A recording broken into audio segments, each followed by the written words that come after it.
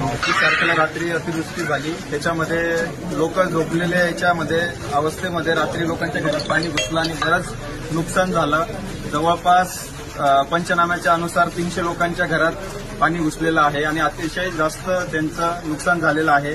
या ठिकाणी कोणती जीवित जर सुमानिकदादा परिवाराने ठरवलं का आपल्याला लोकांना सहकार्य करायचं आहे, त्याबद्दल आमच्या परिवारातर्फे एक धान्य किट वाटप म्हणून आम्ही ज्यांचं नुकसान झालेलं आहे त्यांना आम्ही धान्य किट वाटप करत आहोत.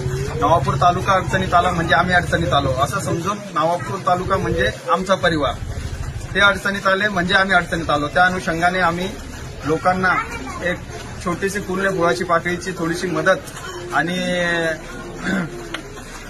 आपले पालकमंत्री आहेत अनिल पाटील साहेब मदत व पुनर्वसन त्यांच्याकडे भाऊसाहेब पाठपुरावा करतीलच आणि लोकांना जेवढं सहकार्य होईल त्यांच्या मार्फत आम्ही तेवढी मदत